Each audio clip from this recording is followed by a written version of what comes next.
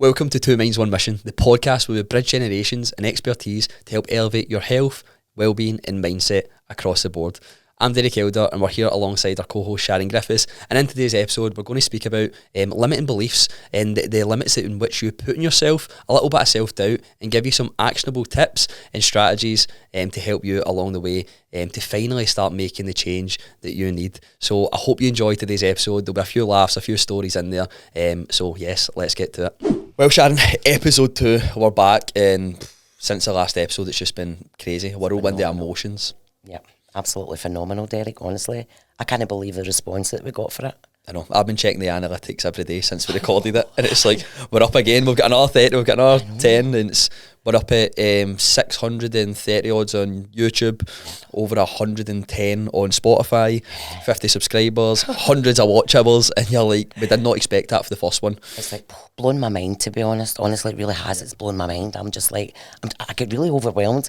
I think when we left the last time from here, we got all emotional after it because we were like, all these emotions took over. They were happy, there was tears, there was panic, there was like, oh my gosh, how's this going to go? And and then on Monday when it dropped and everybody, all the messages started flying in, it was like a good crying, if you know what I mean. Like, we were crying, we were just like, oh my God, like people really responded to us with it. Do you know what I mean? It was just like, wow. Everybody was watching, they were listening. It was amazing. And what surprised me was how many people that I didn't know who watched it and have then sent me a message going, by the way, I watched your podcast. I've never known them before. So we done what we kind of set out to do, and we got ourselves some new pals, didn't we? Somebody in America watched it. I know. America. We had, was it Tunisia or Turkey or something as well? Turkey, I know. Wonder how they've turned up. Hi guys. Aye, but it was crazy, but it's so good because doing something like this, it really gets them a deeper level as well. So they're not just seeing the content we're putting it out there on the front, but they're getting to understand us, and that was the whole point of doing the last one. Now that we've got our stories across, moving on, and obviously future episodes as we discussed in the way here as well, is it's just to put across more value, tell a bit, some laughs, some jokes, some stories, and just kind of get in people's minds to let them understand that they can make changes and they can have a better life than the life that they're living just now. So the first one, from a selfish point of view, we had to get our stories out there, but now that that's done, we can chill back, we can go into it then. Yeah, a lot of people related to our stories though, and that was a good thing that we did, I think. Well, you know, like telling people, you know, we can relate to that. It's getting our stories out there. Now that we've done that, it's like, let's get to what we're actually, you know, got here. We're looking to make your health and well-being a lot more healthier, make it look at things and things like that, and it's like giving you coping strategies and coping mechanisms to work off, isn't it? Do you know what I mean? So that's and even deeper than that though, it's obviously you've got the coping sort of strategies and mechanisms there, as you said, but it's like taking them away from not having to cope anymore, but actually getting over that. So it's not as if I'm coping with this or I'm dealing with it. It's like, no, we're going to find you a way forward. So it's not about coping anymore. Like that's away. That's gone. You're moved on from it, and now you're thriving. The thing about just going back to like the viewers and the podcast, there was one that was really powerful. And someone had watched the podcast and their nephew had lost their mum like maybe about a week or 2 weeks prior, and they went, by the way, I'm sending that episode over. And that is what gives you that fulfillment and that love and that drive to be back in the studio again recording, to put this out to people. This is it. They're relating to what we're saying and things like that, and what we can do is like, how did you get to be where you are now? Like you've been through all this, like how did you get there? And it was like, right, well, this is how I'm going to explain how we got there, sort of thing. How did I get to complementary therapies and all that? It was just things I knew I had to stop. It was patterns that I was recognising. You know, I had to stop. Aye, 100%. So moving on in this episode then, we're obviously touching on a little bit of limiting beliefs, a little bit of self-doubt, how people can, how it's actually the power of your mind that drives everything forward, and all your decisions, all your choices that you make. And it's choices, like you choose to be this way, you choose to think this way, but people need to understand that that is a choice, and and they can change it. So it's me that's responsible. It's me that makes the next choice in life. It's not the other people's responsibility and where I go. You know, you're driving that bus. It's not somebody else that's driving your life bus. Do you know what I mean? Yeah. Giving all your control over to somebody else. No, you're the person that drives that bus. Do you know what I mean? Yeah, and they're in control of their life. So we'll start with like yourself then, because you went and said about when we were talking about your massage therapy and getting complementary therapy, you had the self-doubt that, is this actually good? Is this actually working? So where are we at with that then? You overcoming that self-doubt for a personal point? I think when I was at college, I knew I was good. Like, I was gaining the confidence. I knew I was good at what I was doing and things like that. But when I actually set up Body and Soul, all this self-doubt appeared. And I don't know why it appeared. Do you know, I was like questioning the things like after the client got off the bed, when you say to them, you know, how are you feeling? And they would go, oh, that was amazing. I was kind of saying to myself, like, was that amazing? You know, all these questions, all these things all started to creep into my head, and they were starting to like hold me down. Like, are people just saying that? You know what I mean? I wasn't believing, you know, at that point. And I was just like, I can't believe it. But then all of a sudden, the more I was doing, and then wee things were happening, changes were happening. Like, I was watching my clients as they were coming out for the massage and things like that, and it looked like I'd pulled them through the bushes backwards, to be quite honest. And I was starting to realise, oh, they really did enjoy that. Aye. And at one point, one of my clients, she actually came out the room and she had her clothes on inside out. And I just let her go. That's shocking. Imagine she had something to be next. I didn't want to interrupt, Derek. And I was like, just like, oh, darling, off you pop. There you go. Because I knew that the job that I'd done had been done. Do you know what I mean? Will she be listening in? Yes, she will be. So it's a She'll know exactly who she is. I just probably killed her. That's amazing. Right now. And is it that? Yeah. It is that self-doubt, and it's that shock that you actually get when something's actually working. Like, we get it with our clients. They obviously, that's from a business point of view. You're setting up, you're going doing your massages, but from a personal point of view, for people that are listening in or going about their life, they have the self-doubt when they actually can't believe that it's them making change. Yeah. And once they start to do that, they start to have a fear of changing, and then they start to revert back into what they used to be, because that's where they're comfortable. Fear of failure, Yeah. I think, comes to mind. Yep, fear of failure It's does. the fear. It's like you're frightened to fail, so you just stand still. Mm-hmm. But how are you supposed to know if you're going to fail or not if you don't move forward? And it's like, you've got to move. You've got to find out whether you're going to fail or not. Nobody's going to actually say, oh, it's going to work 100% or it's going to fail. You shouldn't look at it even as the word failure. You just say lessons learned. Mm-hmm. I think that's a better and way with to phrase every it. failure as such, you obviously take a lesson from it. That's been a big one for me. Aye. But the thing with the failure as well, if you don't stop trying, then you can't really fail. Do you know what I mean? It might just be that didn't work for you. Let's try this route, or let's try this. You're meant to else. fail, you know. It makes you who you are, because you learn from it. You start getting stronger. You start building. Do you know what I mean? So it puts you in a position where, like, when you start realising, right, they mistakes or those, I hate using that word as well. I prefer to say like lessons learned. Aye. Because the lessons learned were there for a reason.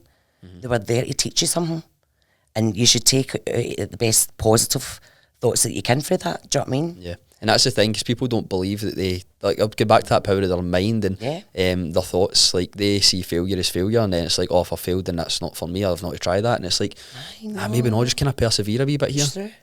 Because that's all part of you achieving. Yeah. It is. It's about pushing, moving and adapting, Yep. and doing it and learning how to do it real fast. You know, things change so many times. Like, when, like I've said to you, I think before, like the chapter, like writing a book, you start at chapter 1, but if you get to chapter 4, you might realise, no, actually, this is where my story should begin, and you get rid of all the other chapters. Do you know what I mean? So you actually start for chapter 4. It doesn't matter how many chapters you start. You get in there and you do what you need to do to move and adapt to whatever you need to do. Do you know what I mean? And that adaptation's massive as well, and the flexibility. And like, for example, if a client was going on holiday or something, or there's something out with their routine, they need to have that flexibility, or it gets into that all or nothing mindset. Yeah. And flexibility is a skill. Like, it's a skill that needs to be learned as well, to be able to be flexible, be adaptable, to keep you moving forward, even if things aren't perfect in your life. And that's massive for people to learn. Obviously, it was your birthday there as well, so happy birthday to Sharon. Thank happy you so birthday much. episode. Thank you. And I think you're even, like, with all the comments of the podcast and everybody on top of you, and then your Facebook went mental with the amount of messages you got. Messenger locked me out. I think there's over 400 messages I got on that day through Facebook, and all the messages through private, and I got up the next morning, Facebook says to me, like, a alert, attention alert. They froze my Facebook until I did a security check. So I was like, oh my God, it blew my mind. Honestly, it really did. But I had to go on the computer and fix it on. I released it and things. But do you know, it wasn't about the likes that blew my mind. It was the fact that people actually took the time out to say happy birthday to me. It made me really emotional. I was kind of like, oh my God, It's so nice of them, do you know what I mean? I was like, it really touched my heart, to be honest, it did.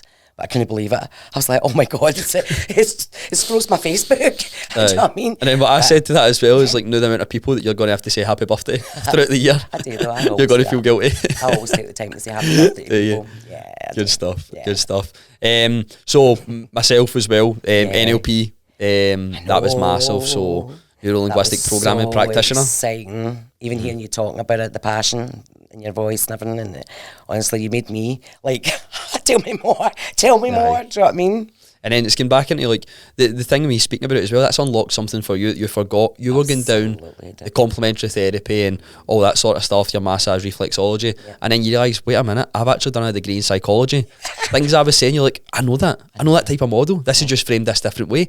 And now it's unlocking that in you as well, which is going to be exciting for yourself. Absolutely. You did that course, and I kept, like, when you were talking to me, I'm going, this sounds really familiar to me, because I am so focused on the comp therapies that, you know, because the community I'm building and I'm putting so much effort into it all and trying to build things for my clients and things, that I was looking at you and I'm going, but this sounds so familiar as well, that it was like a forgotten piece of a jigsaw that was like, you were just putting into place in a way. Do you know what I mean? And all of these wee light bulbs were going off in my head, and I'm going, hold on a minute, I recognise what you're talking about. And then you did something on Monday night, and it's a victory circle. Yeah, my victory circle that we're doing Monday with our cool clients. We did our talks and things like that through everybody in the community being online, and we did a bit of NLP, and that's where the penny all started dropping. It's like my psychology.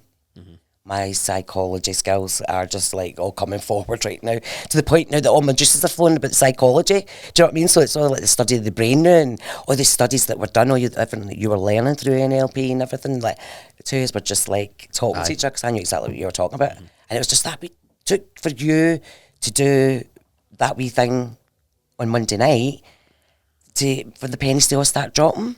Yeah, and then what about the thing with your confidence that you went and said? Because we had the call, yesterday. You're doing it now. So tell us about that then. When we did the thing with the NLP thing, so it was visualisation. Visualisation, we've done a wee bit of future pacing. I think you need to explain that. I'll let you do that. I will. We done the visualisation, right? So we got you onto obviously that state of feeling that confidence. We spoke about obviously the anchor, and the anchor for you, in which when you felt that confidence, it was, I didn't even know that until we spoke yesterday. And when we were talking yesterday, I realised that the penny, I was just like, I realised I was sitting and actually talking to you, and that was like the way I was actually sitting talking to you. And I thought, this is all carried on from Monday. That call, you know, and I was like, I'm blown away by this.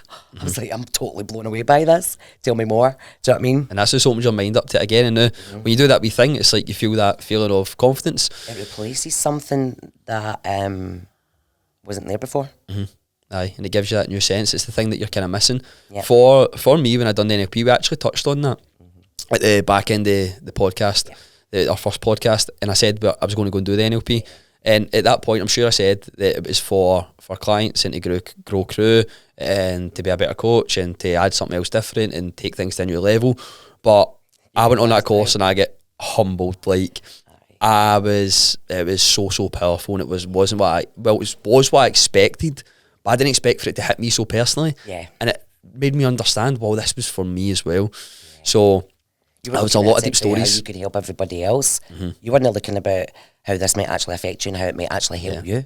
And I actually forgot about myself. And that was what we went through. Like, it gave me a lot of realizations. And the thing which I told you as well is like this finger's got like that appreciation ring on it. And that's one of the NLP techniques I done. So now when I do that, I feel that feeling of appreciation. So I was just doing stuff, and I wasn't taking a moment to look back and go, fuck, look at this. Like, look what we're actually doing. Yeah. And it just passed me by. It's like, what was next?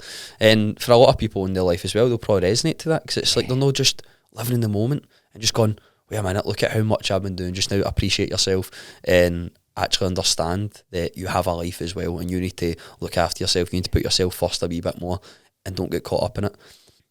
So what a powerful room it was. There was, within the 7 days, I think I cried 3 times, which was so unexpected. I wasn't expecting that at all. No. They actually touch on, but we need to go into this, like one of the demos that we done was, I think it was like Sanctuary. It was called, obviously. I've just finished it on Friday, so I'll pick it all up over the next few weeks, really get to understand it more and know exactly what direction we're taking in. But it was like Sanctuary, so I was a demo for it. And when you do the demo, for the class, like the group that they've got, and then we do it in each other. So I was up at the front for this, and it was crazy. So it was basically going back to like a previous version of you. Yeah. And that previous version of me that I want to go back and kind of console or help heal or change a picture of what I've seen before. So the picture of what I'd seen before was me at the front of the crematorium, mum's coffin, the curtains, and I know we've spoken about our personal story already, right? But this is just a wee add-on. So this was great because even from the last podcast, what I spoke about to now, I now look at that completely different, and it's crazy. So we went through this, and it was basically I was standing at one side of the room, and the 19-year-old me it was always at the other side, and you basically take steps up towards them, but at which any point you felt that feeling of emotion or sadness, you step into your sanctuary. Your sanctuary was on the right, and that was like your happy place. So I'd like visualised like a football pitch, stand in the middle, just complete silence, and when I walked onto that, shoulders were back, confident, happy. And I was ready to go and take that on again, that challenge, to go up to my previous self, 19-year-old me, who needed the skills and attributes I've got now. So that's what we're kind of talking about. As I'm in like the sort of visualisation, eyes are closed, being spoke through it by our trainer, Brian. And when I finally got up to him, and it's crazy that I could actually see this, like it's mental. Finally got up to him, and we just had a conversation. And I was in this room with him. He was standing there, heartbroken, crying, couldn't pull himself together, didn't know what his purpose was, didn't know how he could go on without his mum, didn't know how his life would look, basically didn't want to be here, and I was going, I'm fucked, my life's fucked. And I just spoke to him with 21-year-old me, my lessons, my skills, all the attributes I've got now, what I've got inside of me, that could have helped him then. I gave him that. I just had that conversation. And then it was like we spoke through it. It was like, now this person you needs to give a gift, and at that point I just thought parachute. Right, so we're standing, right. This sounds like a pure real story. It was real in my mind at the time. So I just handed on my parachute, and this 19-year-old me is like turned into the 21-year-old me and went, "What the fuck's this for? What the fuck are you doing?" And I was got, you'll know soon. But I was got, we'll get through it. We're good over here. Like everything's good. Like we're going well. You'll find your new purpose again. Just keep pushing through. Just do what you need to do. And that allowed him, the 19-year-old me, put his shoulders back, that confidence, feel happy, standing by a parachute as if, what the fuck are you up to? Replace that. Aye. And now when I think back to that memory, that was always a memory that got me and made me sad. When I think back to that memory, I don't see myself crying and heartbroken. I don't see that anymore. I don't get emotion from it. But what I do get is I visualise myself talking to myself, and him standing there with his shoulders back, happy with a smile on his face, full of pride, standing with a parachute going, what the fuck? So it was a memory that I didn't want to replace, but I wanted to make better. And I wanted to have a more positive emotion from it rather than a negative emotion. So you're not feeling the pain of it, you're feeling more from a happier place of it. Yep. So it's taking the negative away and replacing it with the positive part of it. It's so funny you said a parachute though. The parachute was because of skydive. I know. So that was a deeper meaning. So when I came out of the visualisation, the sort of technique, I was like, they were like, what was the gift you gave me? I fucking gave my parachute. But the thing was like this, the thing in which I said off the back, it was like, this is going to save your life. Because parachutes obviously can save lives. But it's like, I know exactly. It might not. That's the full story fucked. I hope I pass it.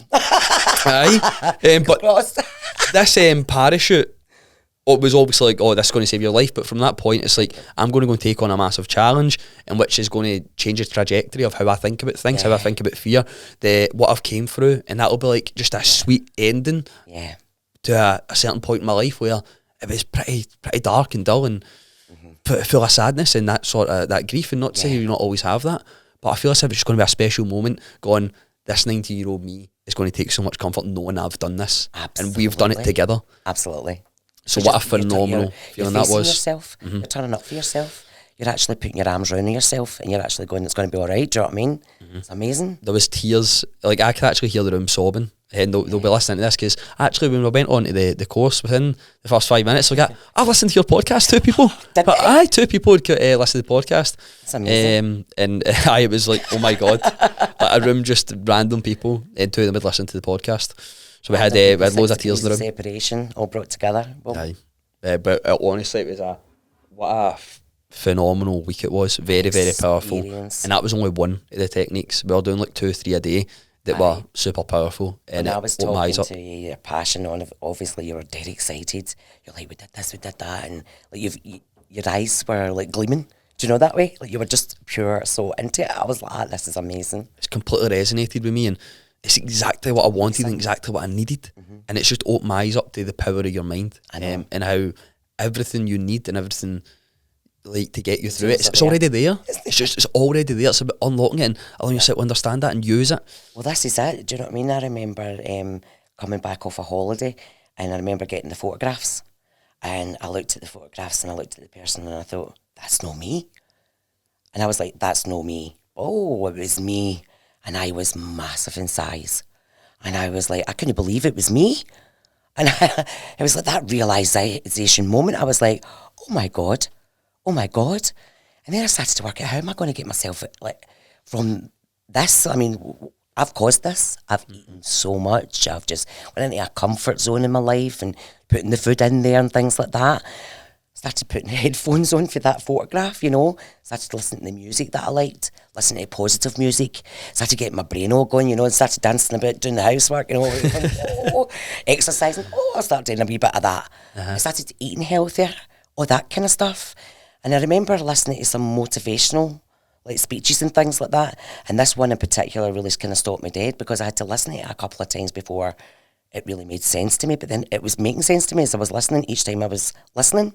It's Eddie Pinero, and he talks about this guy who's walking along and he sees a circus, and he's like, oh, I'm going to go into the circus. So he goes away into the circus, and he sees these big, enormous elephants. These elephants are tied up with rope to these wee tiny like footstool chairs. So he kind of looks at it and he's like, is that no dangerous? Like, then he's questioning, you know, like, why is the elephant just no kind of pulling away for these? I mean, look at the size of them, to the size of the chair. It's only a rope, it's holding them there. Like, why? Like, so he goes up to like the elephant trainer and he says to the elephant trainer, you're like, is this no dangerous?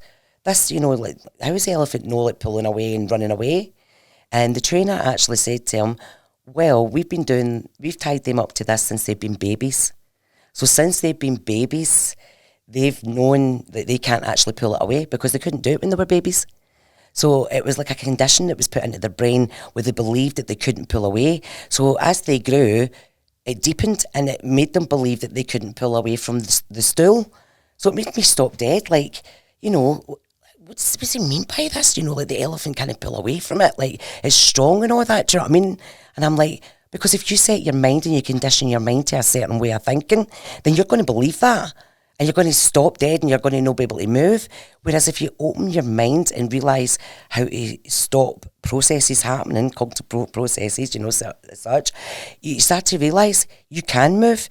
If you step out the box, you can start moving. The things that hold you down and stop you from doing things are the things that make your mind are making you believe. Yeah. And that's crazy with the elephant thing, because it's because they've been conditioned to believe that they can't move and that chair's attached to them. Yeah. It's like every other limiting belief that they've got, when really if you look at the bigger picture and you take a new perspective on it, it's like, I'm stronger than that chair. Yeah. And all these limiting beliefs and all these things that are in people's heads that they make themselves believe, stay fast. It's like, it's in your mind to get through it. It's just need to look at it. It stops you, it makes you tied to the chair. Whereas if you believe, hold on a minute, I can do that, then you can pull away from that chair. Yeah. You know, put yourself into the place of the elephant, just pull yourself away.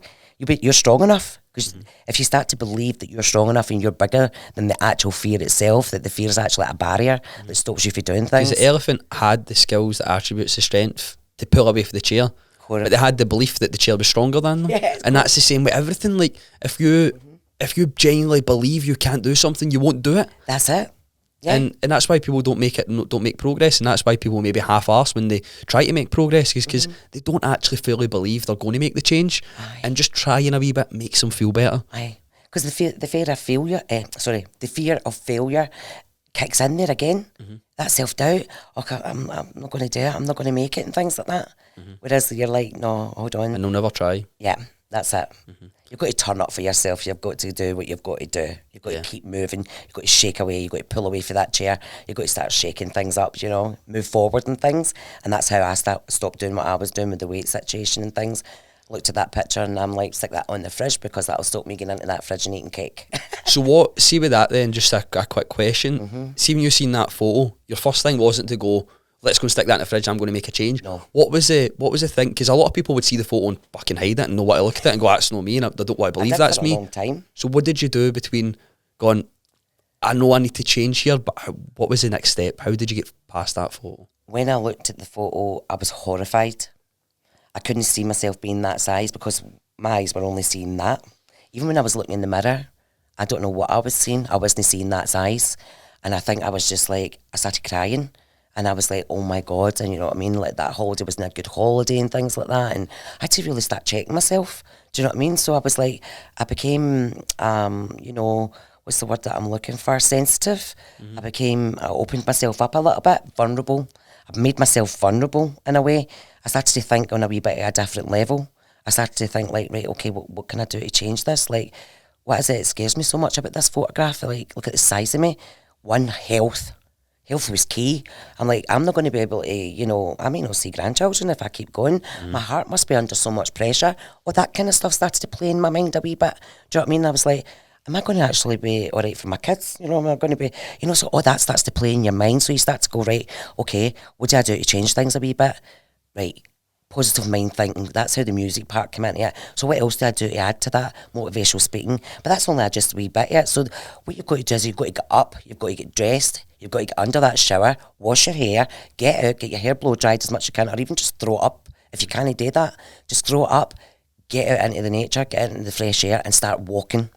Do about a 15-minute cardio every day. If you can, do whatever you have to do. Do checklists and things like that and things that you've got to do and what you've got to do. Make a wee kind of like schedule. Start making things a bit more of a routine so that you can make, you know, deadlines and meet what you've got to do and things like that. That all started to fall into place. It was hard. Trying to transition all that into place was hard. Was this like a step-by-step thing, like small steps at a time, or was this like, I'm going to go and fucking try everything here? Oh no, it was step by step. Yeah, step by step. I think that's been key? Absolutely, because I think if I threw everything all into the mix at the one time, I would have failed. I think that's what a lot of people do wrong. Yeah. Because they see that and they're like, oh my God, man, it's a big catastrophe, and they fucking try everything and anything. Yeah. If it doesn't work within a couple of weeks, they go and try the next thing. Yeah. They go and try the next thing. Yeah. And it's like, just take time and just do it. Make it fit around your life and your lifestyle. Like, there's a thing as well, like if you can't be arsed doing it, it's like go and do it for 5 minutes. And you tend to, when you go and do the 5 minutes, where it's let's say, oh, I need to go and get my steps in, I need to go and do a half an hour walk, just go and do 5 minutes. So do 5 minutes, they do 10 minutes, then do 15 minutes. Yeah. Do you know what I mean? Yeah. It's like, just do 5 minutes or something and you'll end up building, doing much more. Yeah, and it starts to put in that discipline where you start to build on it and you start to do it more because you really want to do it more. Do you know what I mean? So And I struggle, like, I get it though, because I struggle with perfectionism. Like, I want to do everything instead of just doing a wee bit of something. And if I have a task, I won't split it up over the course of days. I want to know that I've got enough time to do the full task. That's it. And that's why people may be in that headspace where they feel like they need to do everything at the beginning.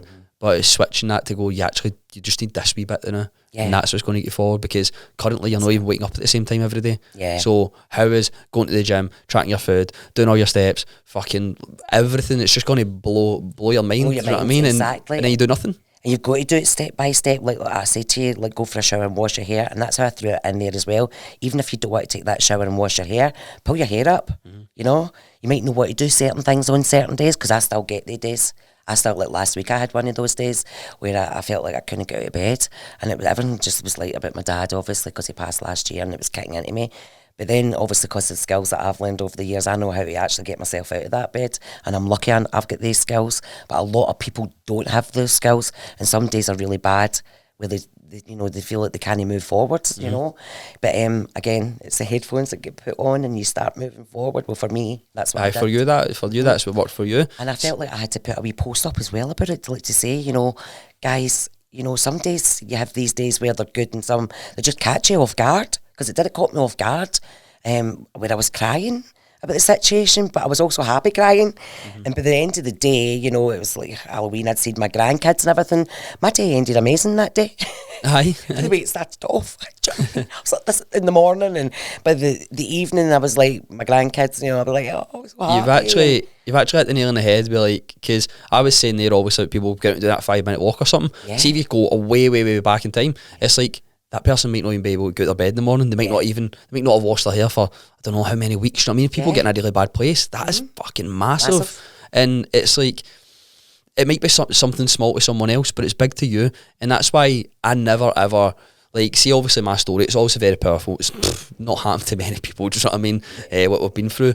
But I never use that as to be as if, I've been through worse than you. Yeah, no. And what I hate is when people speak to me and they tell me a problem about them, but they go, but you've been through this. And I'm like, fuck, this isn't about me, because your problem's all you know. That's as big as you've ever seen. I don't even know if I said that in the last podcast, but it really means a lot to me, because people need to understand if their biggest problem is that they can't be fucked washing their hair, that is all they know. That is the biggest problem they've got. Whereas if their biggest problem is that they've just lost the person that they love, that's a big problem, because it's the biggest problem that they know. But you can never go, but you can never compare to them. Judge, like, you know, what someone's going through as well, because each one faces each thing differently. Do you know what I mean? We all respond differently as well. That was another thing that I learned through the steps that I was taking, is like, my response means everything. I've got to take control of my response, because it's key. You know, like I said to you before, like, you know, if someone makes you mad, it's not that person that's made you mad, it's yourself. You've made yourself mad. You've allowed yourself to get angry and into that situation where you feel that certain way. Do you know what I mean? And how you respond is key. Like, if you want to fire back and go in all aggressive, then you're going to heighten the situation, and it's going to make the other person come back even more aggressive to the situation. Do you know what I mean? Whereas if you take that wee second to manoeuvre it to the left a little bit and go in a little bit more softer and gentle, then it's going to take that other person and dismantle it a little bit and take the heightenedness away from it.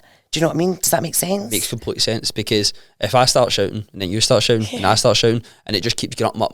Yeah, no, I mean, so you need to not calm yourself down as such, but you're choosing to feel like that. Yeah. It's like, what is making you choose to feel like that? Yeah. Whereas other people will be in a headspace are like, well, they done this, or because of them, or because of them I'm doing this. I'm like, no, it's you. It's a you problem. Do you know what I mean? Because they can be like that, but you don't have to be like that because they're being like that, or you don't have to react like that because they've done this thing. Absolutely. It's like, look at you, look internally, look at the skills you've got to get through it. Look at it from a different point of view. Definitely. I feel as if everything I'll start to understand a lot more off the back of that course over the next few weeks, and but so powerful. Like, see, even going back to, like, I actually can't stop talking about it. I know, I absolutely love it, because I'm like, well, psychology kicks in right away, and I'm like, I'm excited. Like, there was one as well, like, I think it was the fast phobia technique, and one of the women had been like vaping. And she completely eradicated vapes. By the end of the week, she hadn't been vaping at all anymore. That's amazing. And it was like just within like a powerful like 30 minutes or so.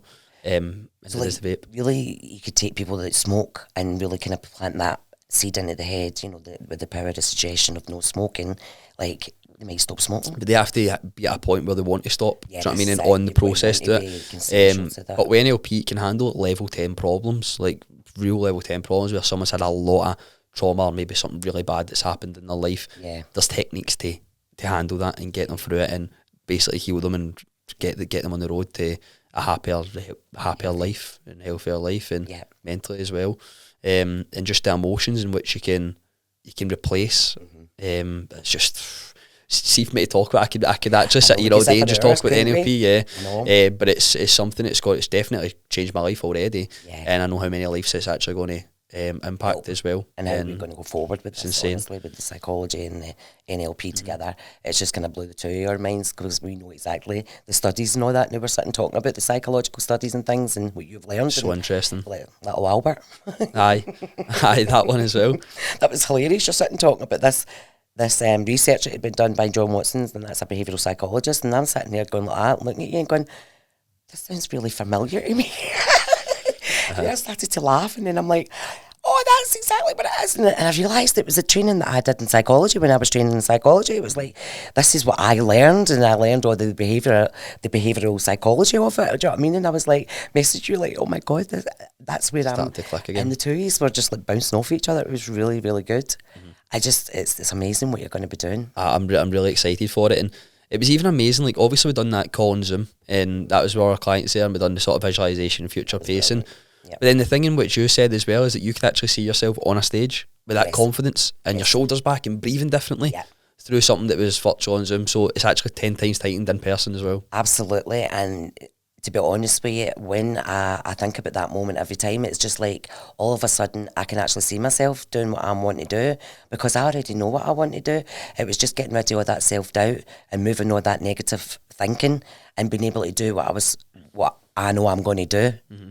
Do you know what I mean? So I definitely, and I feel as if like every time I talk about it, my shoulders are going back and I'm like, you get excited. Do you know what I mean? It's amazing that you're actually doing that thing with your fingers here.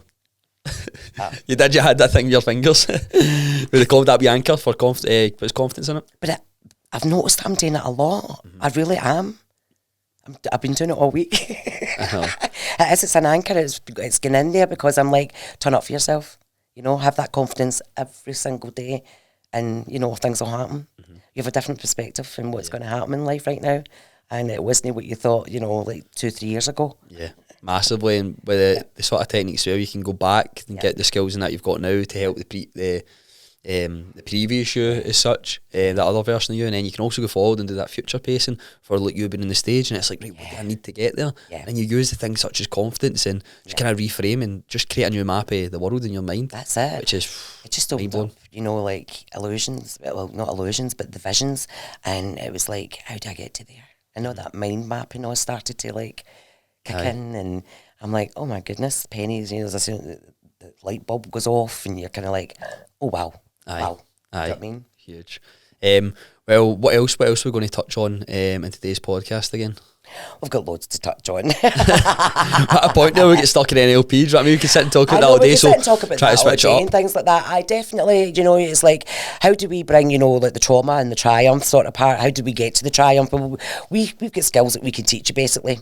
We've got skills that we can put out there and things like that, do you know what I mean? How we can carry people, well, not carry them, get people to actually show up for themselves. Realise that they're doing it, and they're not being carried, obviously, as you said there. It's probably the wrong way to that put it. But you turn it up for yourself. It's like they can do it. Like we're just there to just guide them. Do you know what I mean? Take them through that journey, and they've actually got it inside of them to take the steps forward and take that initial step, especially. It's that old saying, taking the horse to water, leading the horse to water. We can lead them, take them by the hand and lead them there, but they have to drink the water. They have to turn up for themselves. They're the ones that want to have to do this, you know. These are the people that have to check themselves and think, you know, is life working for me right now? Am I happy? You know, is things, you know, am I happy where I'm standing sort of idea? You know, if I'm not, then how do I get to the places? And if you don't know how to get there, well, then I reach out and speak to us, and it's just asking them certain questions that's going to allow them to actually unlock it and build it out for themselves and go, fuck, that makes sense. Like, I'm getting back in this fucking NLP stuff again, but on that course, it was certain questions that was asked that you just hadn't thought about before, certain feelings you hadn't experienced. You went, oh, that's something I need to go and work on, or that's something I need to think about. And for a lot of people, it could be anything, and it's their limiting beliefs that they're putting on themselves that they need to kind of go over. It goes back to that self-doubt again. I mean, it's like, I relate to that because I told you about what I felt with the self-doubt, and really the thing that really got me there, where I believed in myself as well, was that when somebody asked about, you know, who's good at massage, all of a sudden people were putting my name in there, and half of these people haven't even been to me. Aye.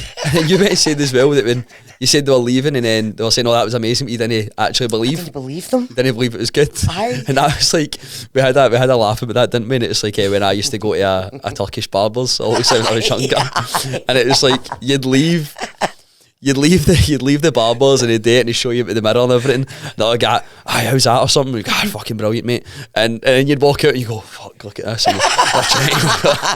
And a big line down your head, man, half your head shaved off, and you're like, fuck, aye, brilliant, mate. On you go, give him the money. You didn't say a word.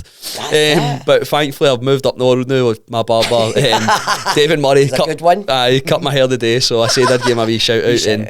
That's 6 years or something. Actually, funny story, like, I was going to him for 6 years, so I think I was 14, 15, and I used to go in and was like, when you're going to start getting pubes in your face?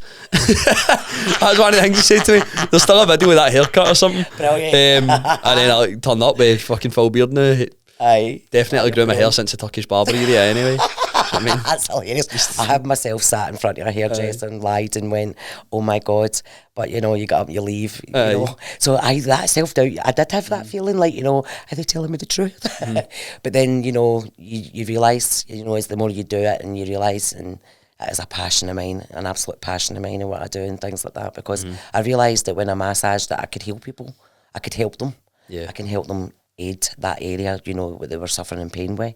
Really saw that tension and stress. And then, you know, and what I didn't realise was that I'd already applied my psychology into my comp therapies that way, like with my clients, you know, so everything was already going hand in hand, but I just didn't realise it, you know, until Monday's Circle and penny dropped, and I was just like, I never even knew certain things that I was actually doing that were, you know, quite natural to me, you know. And then the more that you do it as well, the more trust you get in yourself and the more belief you get in yourself, and Absolutely. you go, okay, actually I'm good at this, I actually can do this.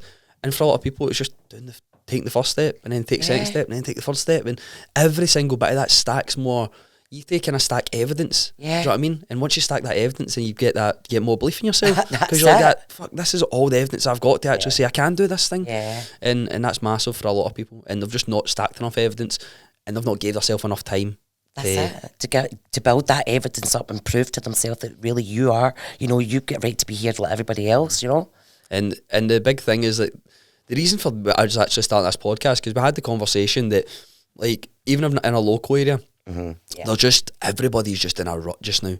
Like, absolutely stalking. There's obviously so much shit that's kind of going on in the world, and so many things that people are going through, but it's becoming like more apparent that everybody's struggling. And that was the reason for doing this, to obviously open their eyes up to that as well, give them, put that into them, that initial wee thought in their mind to go, you actually can change just now, and you're not stuck, and it's already inside of you, you just need to fucking get it out. That's the reason why we kind of told our story a wee bit in the first time, because we're trying to say to you, look, we can do it, we know how to do this, we've done this. We know how to get you, our community. We just need you to come to us and say, right, I'm ready. And then we can take you on like a journey. We take you on your journey where your journey will begin, where you start standing up for yourself. And first of all, just telling yourself, no, I'm ready. You need to tell yourself. And they need take to that barrier away. You're stopping you. It's that me thing. You know, who's stopping you? And that's it. That's that perceived limitations and actual like real limitations. And that's what you said. Like the thing with the chair with the elephant is perceived limitation. I mean, they just think that they can't move that thing. It's perceived, whereas a real limitation is obviously if it wasn't a chair and it was something else, like I actually can't move that. I can't move it. And then that's how we kind of said about someone says, no, I can't do this thing because I've not got enough time. It's perceived. Like you can do that thing, or at least you could be flexible to go and get that thing done, or do it in some sort of capacity. Whereas if someone's like, I don't know, for example, like obviously real limitation. You know, give us like a real limitation. Someone who can't, you know, is in a wheelchair or something like that, that is a real limitation, you know. You can't get up and like that, if you can't do certain thing. So I would say like an ailment or something like that. Exactly. You know, that's a real thing where they can't actually get up and do certain things. That's a real perception, you know. But you make me think about that time thing, because you did stop me. You have made me think a different way that way, because my first responses to you is, you know, what stops me is time. I've not got time for that. I've not got time for this. I've not got time for that. And you've made me realise, no, well, unless you make the time, you're not going to, I mean, what's really stopping you if you're making that time to do that? It's just, it's prioritisation as well. You always don't prioritise enough if you don't get enough time for it. That's it. Whereas I realised, like, oh, I've not made the gym today because I've no time. I've been working. Whereas I should have been like, hold on a minute, I should have been in the gym today because I should be prioritising that, because it's my health, it's where I need to be, because that sets me up for my work day. You know, instead of thinking it that way. Do you know what I mean? So it was making me check myself. And I was like, right, okay, this is where I need to work on my time factor, do you know what I mean? And that's why when I jumped into the call on the Monday night, I was like, even though I'd worked like, I think it was, 6:30 Monday, and then by 7:00, 7:30, I was on that Zoom call, threw my dinner down, but I was making sure I was making the time for myself, turning up for myself to make that. That's a massive part. Turn up for yourself, not for somebody else. That's it. I mean, you'll get the times where you obviously do need to maybe help somebody else out, prioritise something, but turn up for yourself at first. That's it. Remove all these excuses, because I told you I'm saying excuses all the time. That was one of the things, like, oh no, I can't, I'm busy that day, you know, I'm doing this, or I'm eating cake. It's always a big one. I'm always eating cake. Do you know what I mean? But I'm like, no, just move all that out the road, start making time. Like, no, I can't believe myself, to be honest. I got a schedule. I'm going to make that, you know, that I fix everything in that I'm doing right now, because I have to, because I know that's my way to move forward and how I'd be able to cope and where I'm going moving forward. So what I'm going to do is make a schedule for each day. Like on a Wednesday, I'm teaching in the morning. By Wednesday afternoon, I'm back in working. You know, I need a schedule, and in between that, I need to put in the time that I need to turn up for myself, for the self-care part of it. We do that with after myself. We do that with our clients as well. Obviously, see for us, we can be a bit more flexible because we're self-employed. Do you know what I mean? Yeah. But for like our clients, like if they work like a 9 to 5, we speak about fixed slots. Yeah. So if they go, they don't see some people at the weekend don't see a point in plan their week because they know I know what I'm doing anyway. I know what I'm doing this week, and they'll miss so much out of it. So let's say they're working 9 to 5 every day. Their fixed slots could be if a kid's got a club, so that's a fixed slot. Let's say it's 6 7. That's fixed. That happens every week. See if you build up your diary with everything that's fixed, your work's fixed, all these clubs are fixed. Then you can look at the spaces in between. And it's not about filling them up to make you even more busy. It's about because you'll end up wasting that time anyway if you don't put something else in there, right? But it's like, what time have I got to work with here? Rather than going, I'm too busy, I've got work and then I've got kids clubs, because everybody could have work in kids clubs. I know parents who have got 4 kids who are inside the programme and still manage to do certain things. But there's somebody without a kid, but they go, but I'm working, then I've got this and I've got that. It's like, you just don't prioritise it enough. This is it. In the community, in your community, what I realised was the support. Wow, the support is just amazing. Everybody speaks to each other every day and they're saying, right, what time are you getting in and things like that, guys, and blah, blah, blah, blah. And it's like they're all going through the same thing, but they're all turning up for each other. They're like, right, we'll meet you in the gym. We'll meet you at such and such a time. What time's your session? Like, you know, and they're great. They're pushing each other. And I'm like, it's so positive and it just blows my mind. Like, wow, do you know what I mean? This is what's needed. People are like going, what you doing the day and what time are you going to be there? And it's amazing, honestly. And then on the other side as well, it's not even always about the gym side, but it's like somebody could put in, by the way, I'm really struggling this week. And it's like somebody else, so before I even get there, sometimes somebody will be in there like, right, what is it you're struggling with, or what is it you need to do, or what's the most what do you need to prioritise? How can we make this work? I mean, how can we get you through this? And they help each other. The next morning they'll actually remember and put in the chat next day, tag them, how you got on? How's your day been? That's the support here. That's what I'm talking about. It's not just something that is you're running here, there and there. The support that they've all got with each other and how they've all bonded together that way, because they're all on the same journey and what they're trying to achieve. Different, maybe some got a wee bit different goals and things like that, but it's all the same thing. It's about their health and their well-being. How do they make their life last longer? How do they get to, A to B? It's overcoming a lot. Everyone that's come into the program's all had a setback to overcome as well. It's even you see them do it, and then you see them, like, seeing them do it from my point of view. It's good. See, when they realise they've fucking done it, like, that's fucking amazing. That's what I want. I want you to realise. It's all well and good me seeing that you're making progress, but if you can't appreciate your progress, it's not really doing anything for you. That's it. It's not you. It's the impress anyway. It's yourself. Again, it's back to that me. It's back to you taking control about you being the best to your ability. Do you know what I mean? And it's not about you impressing anybody else, because nobody else's opinions matter. The only person's opinions that matters is yourself. The way you speak to yourself. And the way you speak to yourself, which is really important as well, how you speak to yourself. And you said that, I don't know if it was somebody you're listening to, but you said about how you wouldn't speak to yourself, the way you speak to yourself in your head or something. What was that you're saying? Shen Yen He. It's a Shaolin monk. He kind of, like, in his, podcast, he kind of says, like, would you allow someone else to speak to you the way that you're speaking to yourself? And I was like, well, no. I was like, well, no. Because you would go in defence, you'd be like, who are you talking to? Exactly. You want to say that to yourself? I don't know about that. So, and that's it, exactly, makes me stop dead. Like, it kind of teaches you, like, look at the way that you're talking to yourself. Look at the words that you're using. Look at how you should change that. And when I started changing the words that I was using about myself and things like that, that's when I realised, like, things were changing. I was seeing things different. Things round about me was changing. There was boundaries being set, that, I wasn't going to use those words and things like that. How you speak to yourself is key. Do you know what I mean? You wouldn't allow somebody else to speak to you that way, so why would you speak to yourself that way? And that's how and the self-doubt just keeps coming, because it's the way in which you're speaking to yourself. Do you know what I mean? And it could be obviously from past experience as well, and that's a different story. It's something you can also deal with, but nobody's stuck, because we're all human. I know somebody might have different struggles in their life, and it's like some people go, it's all right for you, or I wish I had your motivation. See that one? Oh man, see the amount of times I hear that, and it's like, fucking go and do something about it. It's no motivation for them. Stop you. See, when somebody comes into the programme, they don't come in because they're fucking motivated and they're like, oh, let's go and do this, man, I'm pure buzzing. It's like, what the fuck have I put myself in for? But I know I need to change. I know I'm uncomfortable with it. I know I need to grow. I just need to be disciplined. See, when you become disciplined, you then give yourself enough time to start actually enjoying the progress, start seeing your progress, start seeing where you're actually going with something.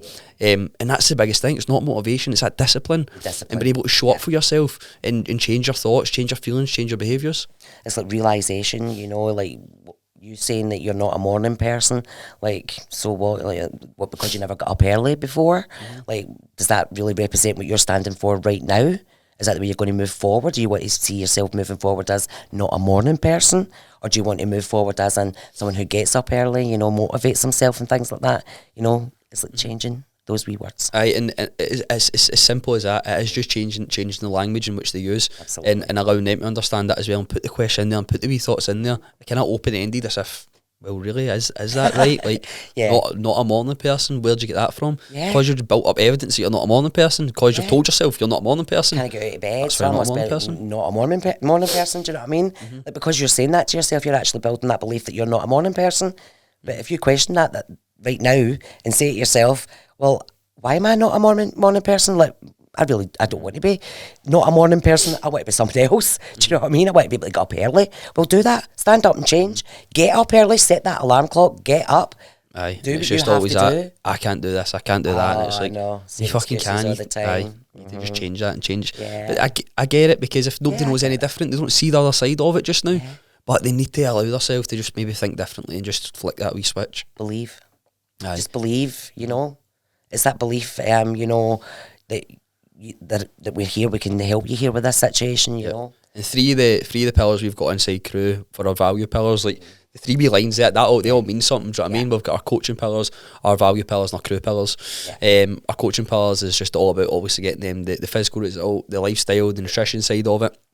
The value pillars is their belief, their purpose, resilience, and then the Crew pillars is community, integrity, accountability. So that's everything that every single one of the lines stand for. Do you know what I mean? It's not just an E. It's just so much deeper. That's it. But getting to the value pillars is the ones that's the biggest. And I didn't do it because I was like, oh, this is what they need. It's because this is what worked for me. This is what I done. This is what I believe in. This is what I believe is going to help you. And it's not like what I done, you do, but like the belief starts with like, if you believe you can get a result, you'll get a result. You will. If things get hard, you need to have that resilience to then get through it. And you need to have fucking purpose, because if you don't have any purpose, then you've not got a deep enough why. You're not going to show up. You're not going to get out your bed to lose weight. But you'll get out your bed if what you said, you went, I'm not going to be there for my kids. I'm not going to be my grandmother. It's fucking deeper, and it goes way deeper than that. Absolutely, and it's getting to the root key as well and moving it aside with the more a positive situation. I love how I swear when I'm pure passionate. Must have said the word fucking about 10 times there. I said that to you. I said the only time you really notice that when I swear is when I'm having a really passionate and deep conversation. I'm really trying to notice you, and then I go, bloody brilliant. Do you know what I mean? It's like body and soul. It's like I'm really passionate about that, because it's not just about the body, it's about the body, the mind and the spirit, basically. Do you know what I mean? It's everything. I take it all in, and I'm just so passionate. I just want to help people. I want them to take their health in question, you know, because they're not getting the questions that they need right now, and question like, why is that happening to my body? Well, come and ask me, and I'll tell you why this is happening to your body. We go through things, we do a consultation, do a wee bit of background history and that. And the passion in me to find out what's wrong with people and how we get, you know, them fixed. Well, not fixed, that's not even the right word. How we get them to show up for themselves and ask the questions that they need to ask so that they can elevate themselves into a better position in life. Again, looking after that health. You might not even be far off with the word fixed, by the way, because Think so? to be honest, like, they can be fixed, because a lot of people will go about and say, I'm just broken. Do you know what I mean? And they're just broken, and you actually can fix it. But it starts with you. Do you know what I mean? We can't come and fix you. Do you know what I mean? But we can give you the tools. Skills. We can give you the techniques, and we can push you in that line of thinking. That's it. To then go and help yourself and fix yourself ultimately. That's it. It's like the anxious thing, you know, people saying, you know, oh, I'm anxious, I'm full of anxiety and all that. That's because you're filling yourself with anxiety. You know, your brain's like, you're letting the brain lead there, you know, and yourself, yourself, you're actually letting that anxiety build up in you. That's why you've got anxiety. You know what I mean? It's crazy how the brain... And they're choosing to have that as something, the NLP thing as well. It's like, we're speaking about kind of you're choosing to have anxiety, like what anxiety feel like. When do you choose to be anxious? And it's a choice. Yes, it's a thing, but it's also a choice, and it's kind of remapping that and putting like a new picture on it, a new vision. It's replacing that. So much deeper, and we could go into like throw out the big words and all that. Do you know what I mean? People want to like they wouldn't understand it, but it's, we need to know and they need to know, and that we can kind of put them towards stimulus and things and response and all that. They'd be like, "Hey, what are you talking about?" I switched this. You know, they're like, "Oh, more in." Do you know what I mean? But it's just quite simply just taking your thoughts and giving you a Aye, different putting way it to in look at action. it and putting it into action and getting boom. It all starts with like the thing that a lot of people miss out is like when they do go to make this change or something, they don't actually look at what do they value, what do they actually believe in, what is it they want for themselves, what is your why, what is your purpose. If anybody's taking away from this podcast, it's to go away and have a good fucking think about it and spend time on it, because see, until you've got your why and your purpose and your values and your beliefs in order, you're going to fucking struggle to make a change. Absolutely. And that was the thing for you. You didn't wake up or see that photo and go, oh, I'm not looking great in there, I'm going to go and make a change and I'm going to stick this in the fridge and I'm going to jump out to my housework and put fucking music in and listen to a motivational podcast. Like, that didn't happen. Steps at a time. Small steps at a time. Aye, and you realise more about who you are and who you want to be, because that's what you need to look at. It's like, where are you at now? What is it you're doing that you want to change? And let's future base this and look at who do you want to be. What do you have now that could help you get there? But also, what skills and attributes does this person have? And it's just allowing yourself to think further ahead. That's it. Being able to have the skills that I've got now, I just putting them into place now in my own self. Do you know what I mean? And I know exactly where I want to go now, and I know exactly what I want to do. I know exactly where I'm going to be. Aye, and I've just realised I've done that again. Like, it's phenomenal. You're so susceptible to it though. I'm really open. Aye, I'm very much. Aye, you can get that, because the hypnosis thing that we done on the course as well, like, it'll work, but it'll work better for some people. So if somebody could get in a trance state where they're just kind of eyes closed and in the moment, somebody could be fucking slobbering like that, is what I mean? It's just, Pavlov's dogs. Because how susceptible there. That's actually the thing that they touched on in the on the course, like, because you get hypnosis, right? Kind of working with like your subconscious and stuff.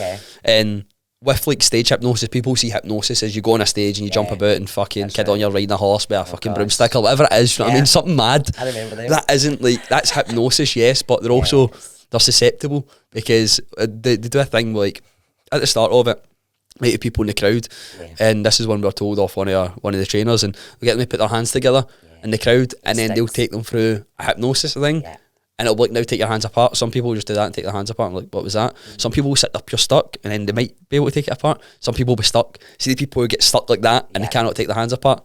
Right, all use up on stage. So then they get them all up on stage, they'll try something else, and they might select like 6 or 8 of them. And then it's they people that then go into hypnosis because they're more susceptible, and then do the stage hypnosis. Do you know what I mean? So I've seen one of them. Have you? I can't even mind the guy's name. Peter something. I can't even mind his name, but I was actually there and I did that. But my hands came apart. Right. I must have been not ready for that. But you might not have been allowing yourself as well. What point in time in your life were you at? I was very young.